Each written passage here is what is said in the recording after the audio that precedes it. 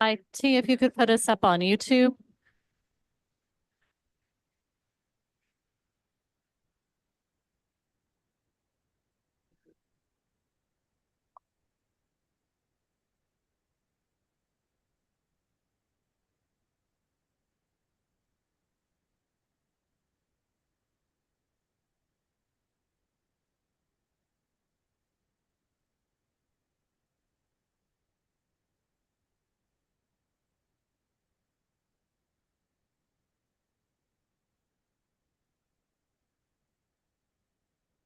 I'd like to call this April 22nd meeting of City Council to order. Madam Clerk, would you please call the roll? Councilmember Gregg. Here. Councilmember Shealy. Here.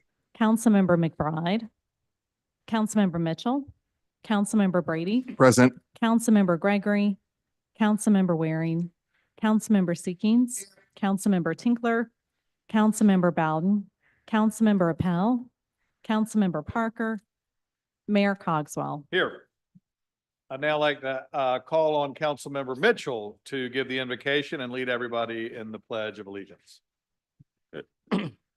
Let's stand by our heads. Behold how good and how pleasant it is for brethren to dwell together in unity. It's like the precious ointment upon my head, even Aaron's beard that went under the skirts of his garments. As the dew is Hermon, and the dews descend upon the mountain of Zion, for there the Lord commanded the blessings, even life forevermore. As we come here to do business for the city of Charleston, the residents for the city of Charleston, let us be mindful that we are here to support and to work with all residents of the city of Charleston. This is what we were elected to do, to be their voice, because they're not sitting at the table here. And Lord, I'm asking you to also look at our falling, the family of one of our falling soldiers, Mr. Dale Morris. Be with his family and give them strength, because at this time they really need it. And anyone else who is going through those same trials that they're going through. So we're asking you, my colleagues, to pray for that family and other families who's in the same situation, and that God may give them blessings and give them some understanding. These blessings I ask in your name. Amen. Amen. Pledge Allegiance to the flag of the United States of America and to the republic for which it stands, one nation under God, indivisible, with liberty and justice for all. All right, I'd now like to Mr. Mayor. ask Melissa Linder, the Director of the South Carolina District of the SBA, to join me Mr. on the Mayor. podium. Yep. Oh, if I may, just with, for my Catholic colleagues, with Pope Francis passing on Easter Monday, I would just like to offer, before we get into proclamations, a moment of silence for Pope Francis and our Catholic colleagues here. It's a great idea.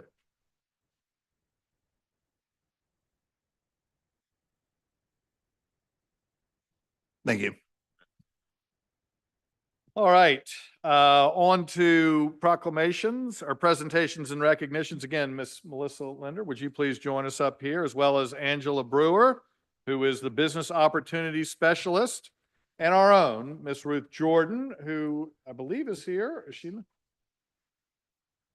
All right, well, who's our Minority Business Enterprise Manager. Join me up on the podium. Yeah, come on.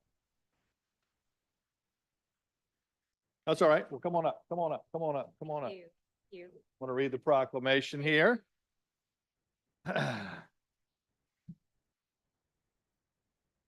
Whereas small businesses are the engine of the American economy and the foundation of a free and prosperous nation, built by men and women who work hard, take risks, and believe in the power of the American dream. And whereas small businesses make up more than 99% of all private sector employers and create nearly 2 out of every 3 new jobs in America, fueling opportunity and driving local economies across every corner of the country. And whereas whether in our fields, on our factory floors, or at the frontiers of technology, small businesses are driving innovation and building the products that keep America strong, competitive, and secure. And whereas in recent years, small business owners have faced unprecedented challenges, from record high inflation to the feckless federal spending and burdensome regulations, yet have remained resilient in their commitment to delivering for America's communities. And whereas, despite these headwinds, the American spirit of enterprise endures, and we now stand at the threshold of a new golden era for small businesses, built on common sense, pro-growth policies that put our people, our workers, and our job creators first. And whereas, under strong leadership that prioritizes energy independence, secure borders, and fair trade, we can once again restore American dominance, self-reliance, and independence. And whereas Charleston shares this administration's commitment to cutting red tape, keeping taxes low, and fighting for the hardworking entrepreneurs who power our economy from the ground up. Whereas the National Small Business Week has been proclaimed by the President of the United States since 1963, honoring the vital role of small businesses in creating jobs, growing the economy, and anchoring our community. Now, therefore, I, William S. Cogswell, Jr., Mayor of the City of Charleston, do hereby proclaim May 4th through the 10th, 2025, as National Small Business Week. You like to you good? You want to take a picture? Yes. You want to say a few things? Yes. Yeah. Good afternoon. It's so nice to be back in South Carolina, well, back in Charleston, South Carolina, and to see some familiar faces here. My name is Melissa Lindler. I'm the new state director for the SBA for the state of South Carolina. And I would like to thank all of you and Mayor, and all of our members of council for the commitment that you've made to our small business community. And on behalf of Administrator Loeffler, she wants to thank you also for the work that you will do with SBA as we initiate and implement the manufacturing initiative here in our state. With all the manufacturing firms that you have here in the state, I think you're actually number one and Greenville's number two. That's right. Is that correct? I thought so. I thought so, Mayor. But thank you, and I look forward to working with you, and I look forward to spending more time with you, and I certainly look forward to supporting, making sure our small businesses have the resources that they need to thrive. Thank you again. Thank you. Let's go to the picture.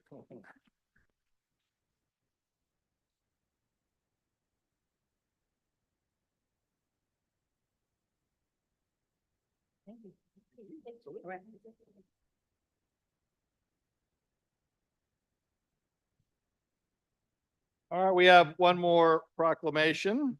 I'd like to call on Councilman Seekings and the family members of Colonel Thomas O'Donnell, if they would please join me up on the stage here.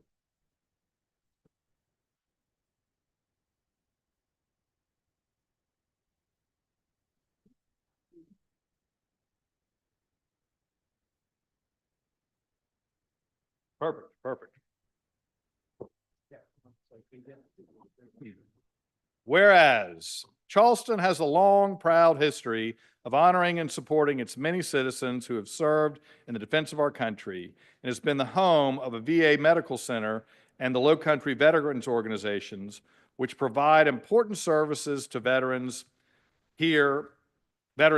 And whereas, despite these efforts, many veterans in Charleston live below the poverty line, have suffered invisible wounds to their mental health due to multiple deployments, physical trauma, and other stresses of military service. And whereas a distinguished citizen of Charleston, Colonel Thomas O'Donnell, may he rest in peace, founded an organization, the Charleston Veterans 5K, to honor our veterans and create awareness of the issues that many of our veterans face. And whereas this organization conducted the Veterans Day 5K in Charleston, raising awareness while also generating proceeds of more than $18,000 to be donated to the food pantry at Charleston's VA hospital, to the Low Country Veterans Home, and to a scholarship to be awarded in the local veteran community.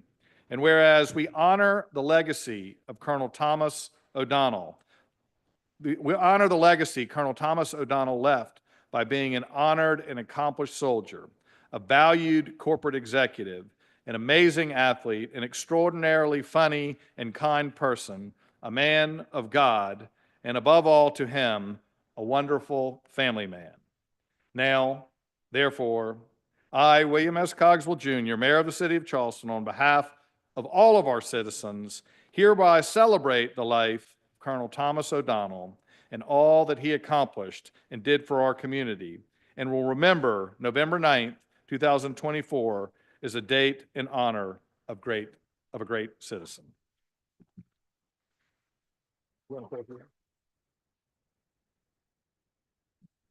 Thank you, Mr. Mayor, Mike Seekings, and all of the other city council members for this proclamation. You've shown that Charleston respects and values its veteran community. You've raised awareness of the situation of our veterans in need and their cause, and you've recognized the significant contributions of Colonel O'Donnell to that cause.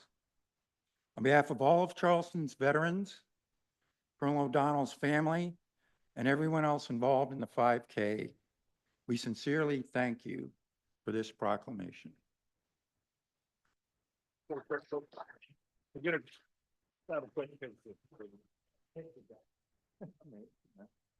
Looking good. Thank you. Thank you, sir. Thanks. Councilman Seekings, I need you for 1 second. We have one more thing to honor today. It was 15 years ago, 2010. A lot of things happened that year. It was the middle of a great recession, difficult times. But that was when a young whippersnapper, I think he was just out of his teenage years, decided to run for city council and was elected. Sorry, my wife's calling me. It's awkward.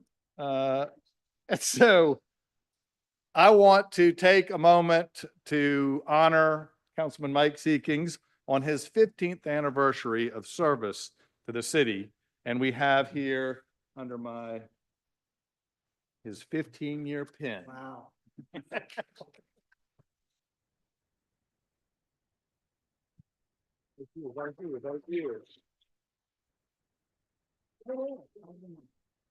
He knew.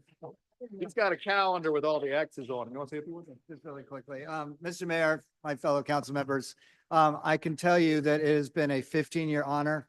Every time I walk in these chambers, and it is true, every time I walk in here, the hair on the back of my neck stands up a little higher. A little less now than when I first got elected 15 years ago, but working for the city, working with the city, and mostly working with you all has been amazing. I never thought the day one I walked in here would be 15 years later, but it seems like just yesterday. So thank you for this honor. Thank you to the people of the city of Charleston for letting me serve. And God willing, and see what happens, I'm going to try to make it to 20. Yeah. So thank you. Another 15, right. That's right.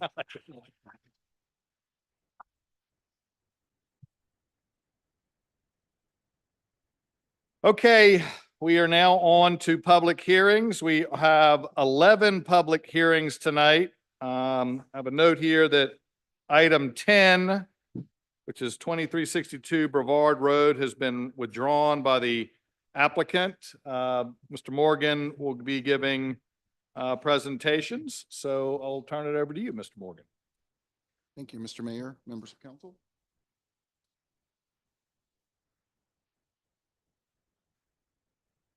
All right. We're starting at the West Ashley Circle at the intersection of Glen McConnell Parkway and Bees Ferry Road. This is a rezoning from the current gathering place zoning to a planned unit development. Staff has been working with the applicants for a good bit of time here. This has been a complicated site because of some overhead power lines and just the fact that you've got a lot of things going on in this area, but this is going to be a very needed set of commercial opportunities here for the residents in the surrounding area. Here's an aerial photo that kind of gives you a sense of some of the things that are going on around here. There's been a good bit of multifamily that's been built nearby, as well as some other retail. We're going to actually be creating a walkable area here now that people can walk to different businesses that are near their houses. And this area of West Ashley has historically been underserved. So it's a very exciting thing. This is a PUD that would be in our neighborhood edge location, I'm sorry, city center location here. So it's in line with our comprehensive plan. Aerial image gives you a sense of the overhead power lines that go across this that have been kind of an impediment to some development here, but this development team has figured out a way to work around them. So that's very good for the area. Here is a sense of the mixture of uses. There would be financial services uses on the site, as well as more general commercial and other office or retail uses on the sites. They would not be built under the power lines, but there may be some parking and access points under those. This is a sense of the green spaces that will be created. There will obviously be large amounts of detention area as are required by our stormwater standards in this area because it's in the Church Creek Basin. So they've been working on that. That's one of the other things that makes it a complicated site to build in, is making sure the stormwater works the right way. They would also have trails and things like that under the power line areas. They would landscape them so they would become more of an asset to the site. And they would have access points that would kind of dodge some of those power lines to create part of the grid that is envisioned in this location. So they've been working very hard with the staff to create this. And we are very pleased to present it to you all. The Planning Commission did endorse the approval of this. They have also looked at build two lines so that we can create the character of the West Ashley Circle with buildings up on the circle, utilizing that on-street parking that's there and creating a really good streetscape as well. So these are just the outlines of the PUD that talk about the different types of uses and some of the uses that would be prohibited there. And there would not be residential uses out here. It would just be the commercial, office, financial uses, things like that. And that is the PUD for that location. And it is a recommendation from Planning Commission for approval. Then we will move on to an amendment to a PUD that is on in West Ashley near the St. Francis Xavier Hospital. That is off of Henry Tecklenburg Drive. The specific site within that PUD that is going to have an amendment is outlined here. It's just inside of Tecklenburg Drive. Once you get off of Savage Road, which is on the right side of the screen, it's between two medical office complexes here.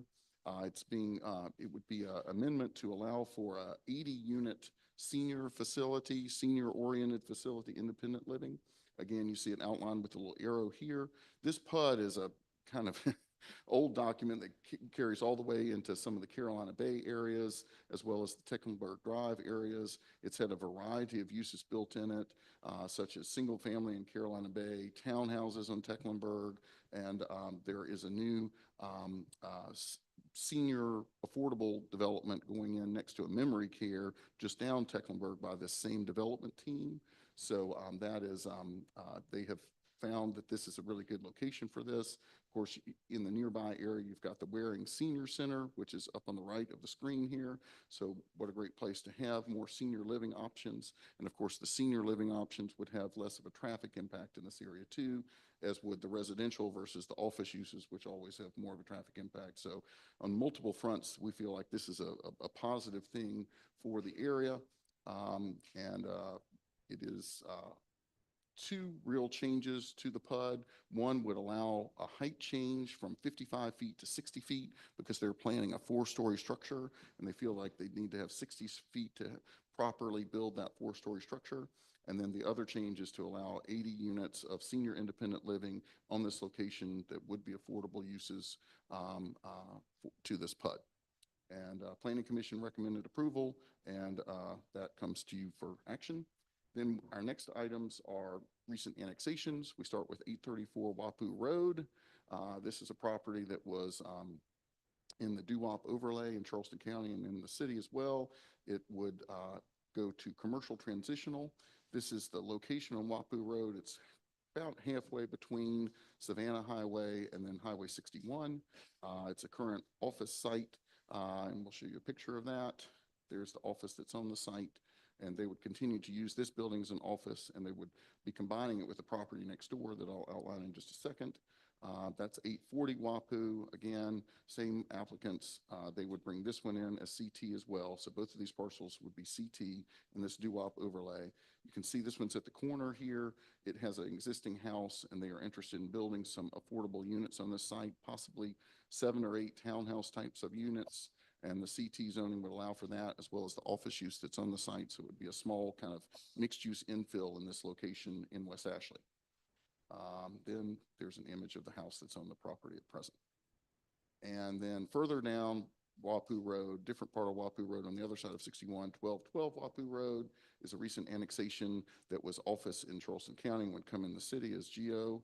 And we have an image of the map there. And then we have an image of the property and a current office use there. And then we move into some residential annexations. These are residential annexations that will come in the city as SR3. This is on Orange Grove Road. These are parcels that are kind of sandwiched between some other parcels that have the SR3 designation. They were R4 in Charleston County. There's an image of the two parcels.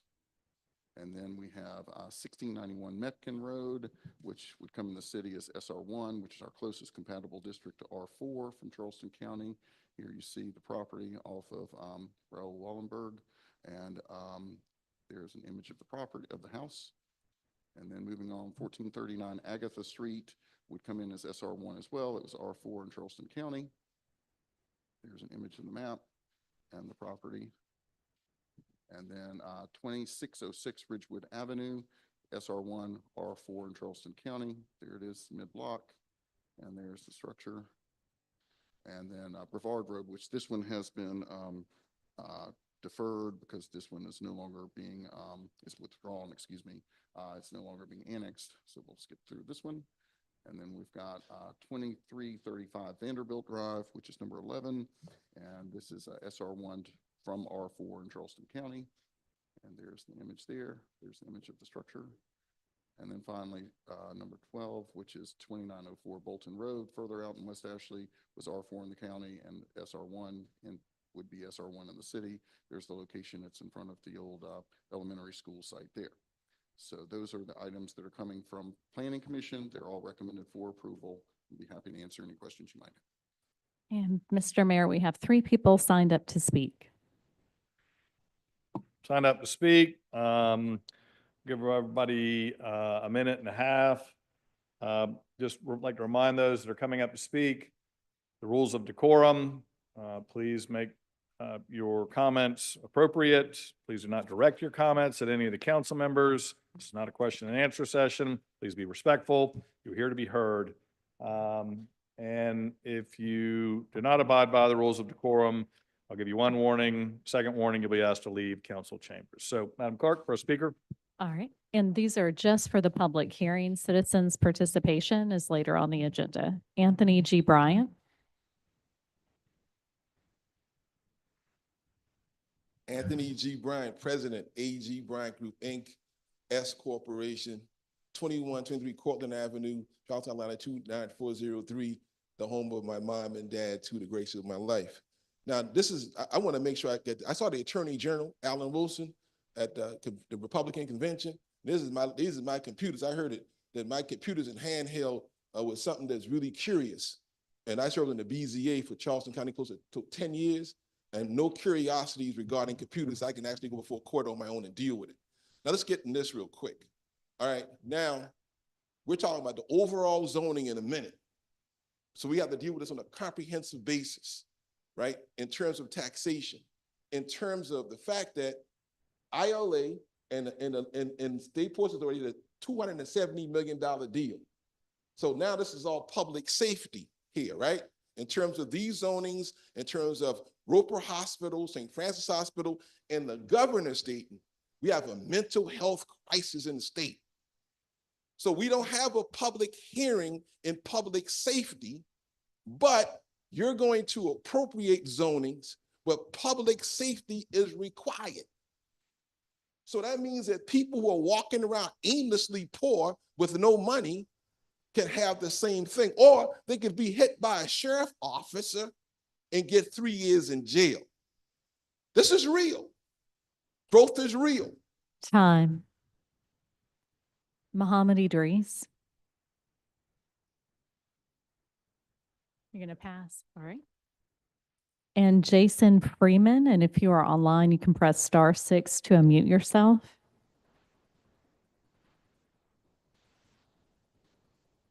Jason Freeman.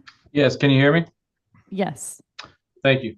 Yeah, I'll be quick. I'm speaking in regard to item number 2 on the amendment to the PUD. I am with the Developer Gateway Development Corporation, and we are also currently the owners of the apartment complex across the street mentioned, Gateway at Charleston, that's under construction. And we are requesting an amendment to the PUD to allow for 80 additional independent senior living units on the reference parcel. That's really all I got. I'm here to answer any questions you have, and thank you for letting me speak virtually. And was there anyone else who needed to speak to the public hearings? All right, if not, that's all we have. Okay, any commentary from council? Councilman Brady. Yes, thank you, Mr. Mayor. I had several colleagues reach out about number 1. And I had spoken with the developer, because I know Councilmember Shealy, Councilmember Bowden are impacted by this development as well. But as Mr. Morgan mentioned, one of the things that I reiterized was that this would be a commercial only site. There would not be any residential on this in West Ashley Circle, given that there are the apartments next to the Walmart, which have also just started construction on an expansion as well. So this will provide extra commercial access for folks along the Bees Ferry corridor, the West Ashley Circle corridor, as well as Long Savannah, which is coming in Councilmember Bowden's district as well, and also provide some daily use things for those in Councilmember Shealy's. So I was pleased that there was going to be no residential there, and we were going to get some more commercial development in a very rapidly developing corridor. And wanted to just let my colleagues know that as well, that that had been a concern that it had come up, was more residential in that area, but they're meeting the demand with heads and beds and are coming with more commercial. So that's great for our citizens. Any other questions or comments? Not, I'll entertain a motion. Motion for approval made. Can I have a second? A motion made, probably second. Any further discussion? If not, all in favor signify by saying aye. Aye. Opposed? Ayes have it.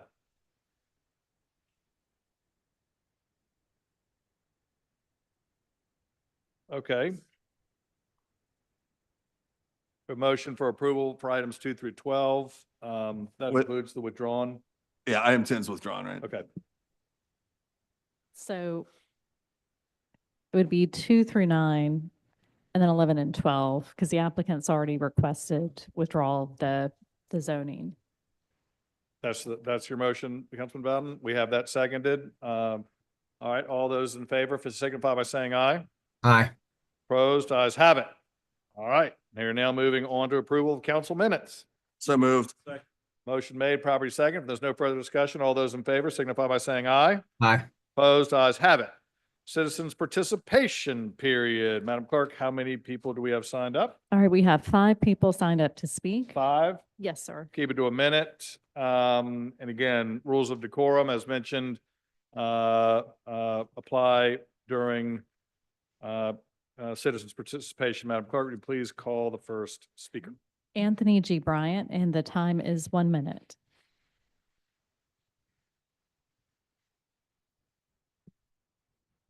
Glad to be alive. If you go against $270 million and you from the block and you got 1, 2, 3 strike guys, I went to Northern High School with 1, 2, 3 strike dudes, and they tell me I had a problem with $24 million. I'm from the block for real, right? For real with it. That's an indirect initiative I heard about. The ports are already $20 to $50 million. I'm for real with it. If you got police officers, other people opposing my point of view, I'm on Cortland Avenue. Okay, I'm built for it. I know your rumors you got, where you heard, or wherever you heard. I'm a small business owner humiliated by $300 million. Believe that. Muhammad Idris.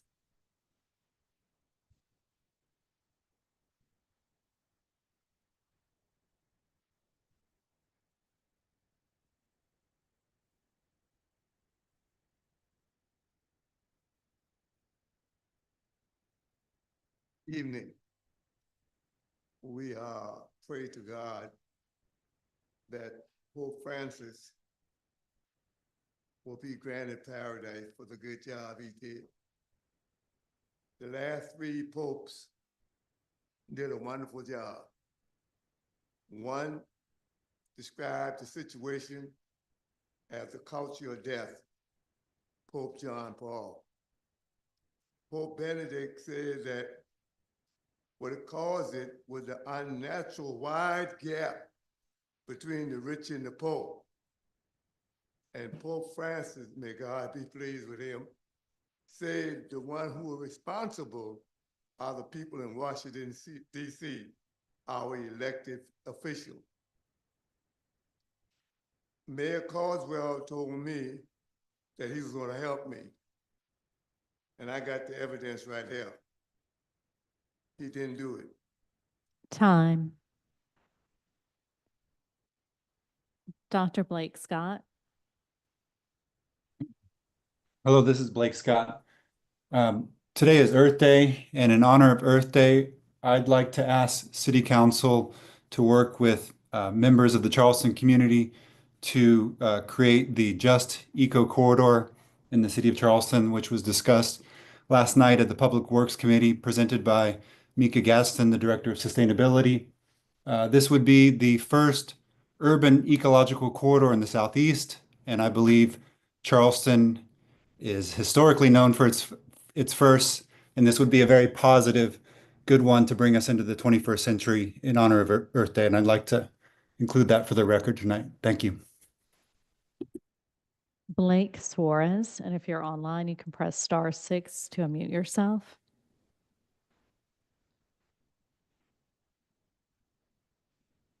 Joel Caldwell. Hi, this is Joel Caldwell. Thank you so much for the opportunity to speak. I just want to back up what Dr. Blake Scott said. I think the ecological corridor is a really incredible opportunity for the city of Charleston. This really is a situation where we can it's a win-win-win. You know, it's good for the environment. It makes our city more pedestrian, more livable, cooler in the summers.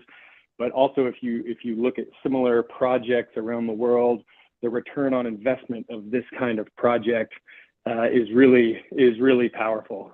You know, this just increases property values. It increases access to shops and restaurants. This is just an opportunity for Charleston to again be the first at something great, which is embracing the low country environment that we all love and bringing it really into our more urban environment. Thank you very much. All right, and then we did receive some comments online. 9 comments were received in support of the Just Ecological Corridor. 1 comment was received from Sarah Benfield that said there was a lack of programming and opportunities for children living in the vicinity of Martin Park, that council should provide more programming for the children of the area. 1 comment was received from Mr. Bryant, and that was sent to council in full. And those were all of the comments that we received.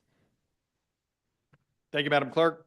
Now moving on to petitions and communications. We have 1 appointment, the appointment of Ron Bucci as the Director of Development Services.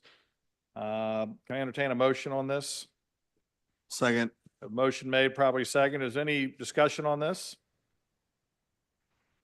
Yes, Mr. Mayor, can you, Bucci, speak to his role? Sure, absolutely. So, and if I could ask Section Chief Tim Keene to come up to the mic. This was in part, a position that we talked about in the budget process that Mr. Keene spoke on, but I'll let him kind of fill in the blanks on what the specific roles of Mr. Bucci, who's been with the city, as you all are aware, for quite some time. So with that, turn it over to you, Tim. Mayor, council members, in March, you approved a new department called Development Services, which is among a group of departments that I work with, all which have to do with dealing with growth and development of the city. And Development Services will consist of some old pieces of the former public service, so buildings and inspections and the permitting world, but also other compliance and plan review parts of what we do. And this is a really, really important move for us as a city, seeking to always try to serve our customers better and the many people that develop in the city, people that build small things and people that build big things. And so we really are excited about this effort that will be central to this new department around the processes that people have to follow, how attentive we are to them, the way we communicate to people that are trying to build in the city. All these things are going to be central to this new department. And I have to say, we're really lucky to have Ron Bucci take this on. God bless him, because it is a big effort. It's going to take time. Will require some patience. Ron, as you know from the mayor's memo, is an engineer who's been working with the city for 4 years and leading a team in stormwater. He's excited about taking on broader responsibility with the city, and I think we're really lucky to have him as a community and as an organization. So here to recommend him to you strongly. So we have a motion made, probably second. Any further questions or comments regarding this appointment? Again, I'll just echo Mr. Keen's. It's great, I think, to be able to hire from within, especially when it's a promotion. So really excited that Mr. Bucci has decided to take this on. I think it's going to be a great thing for the city. So all those in favor signify by saying aye. Aye. Opposed? Ayes have it. All right, we are now on to committee reports. I'd like to And- call on Councilman Gregg. Mr. Move for Mayor, approval. I'm sorry. sorry, Mr. Mayor, just Oh, for right. the record, I think we had some annexations listed up for first reading. They're actually getting a first reading at our May 13th meeting. So those are not receiving a first reading tonight. It's just the report part of the agenda.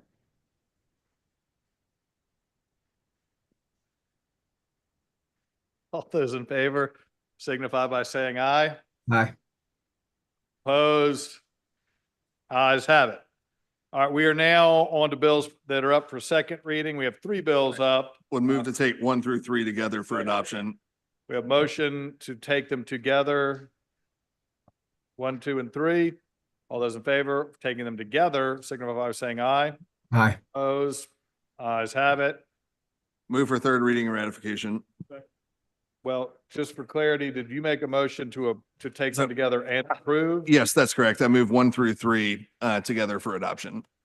Okay, let's do that just for make sure everything's clear on the record. All those in favor of for approval of items 1 through 3, signify by saying aye. Aye. Opposed? Ayes have it. I would now move for 1 through 3 together for third reading and ratification. We have motion made, properly second for third reading on those 3 items. If there's no further discussion, all those in favor signify by saying aye. Aye. Opposed? Ayes have it. There are no bills up for second reading. And now it will determine how fast I can sign my name to see if we will be set a record.